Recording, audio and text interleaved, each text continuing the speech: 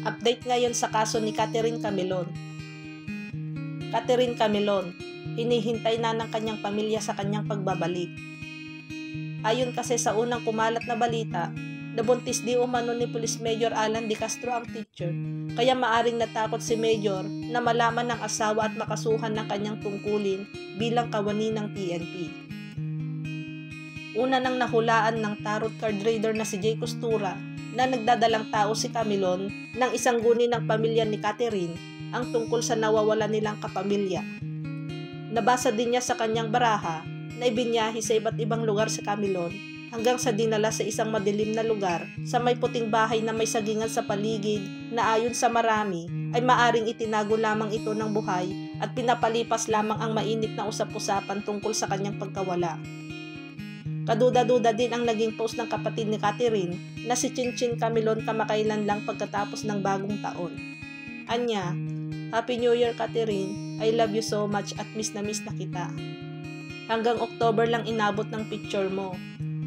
Next year sana kumpleto na maaring ibig niyang sabihin ay ngayong 2024 ay magiging kumpleto na ang kanilang family picture.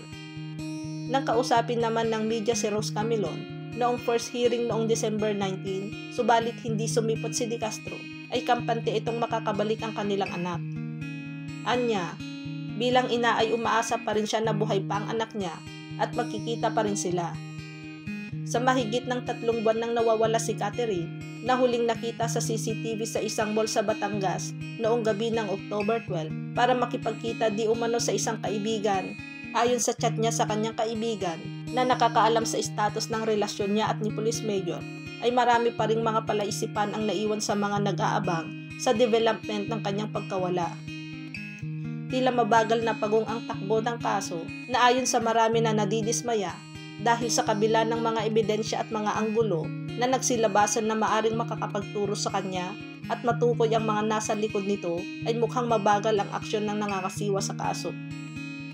Iminungkahi naman ngayon ng marami na lumapit ng pamilya ni Catherine sa ahensya ng NBI o National Bureau Investigation at muling idulog kay Senator Raffy Tulfo upang muling matutukan ng kaso at mapabilis ang paglutas nito. Noong nakaraang araw ay magdidiwang sana ng kanyang 27th birthday si Catherine. Nag-post naman ng mensahe si Chinchin Camelon sa kanyang Facebook account para sa kanyang kaarawan ng kanyang kapatid at narito ang kanyang naging mensahe. Samantala, naging iba-iba naman ang mga opinyon at pananaw ng netizens kaugnay sa kasalukuyang nangyayari kay Catherine. Marami man ang negatibong pananaw kaugnay sa maaring nangyari kay Camelon na baka wala na ito at tuluyan na ng ginawa ng masama base sa nakitang 2 testigo nang makita nila ito sa sasakyan na inililipat sa isa pang sasakyan. Subalit marami pa din ang naniniwala na buhay pa ito at itinatago lamang dahil walang bakas na nakita kung ito ay may ginawang masama. Tanging si Police Major Alan De Castro, si Jeffrey Magpantay at 2 pang person of interest na at large pa rin hanggang ngayon ang magiging susi sana para mahanap na si Catherine.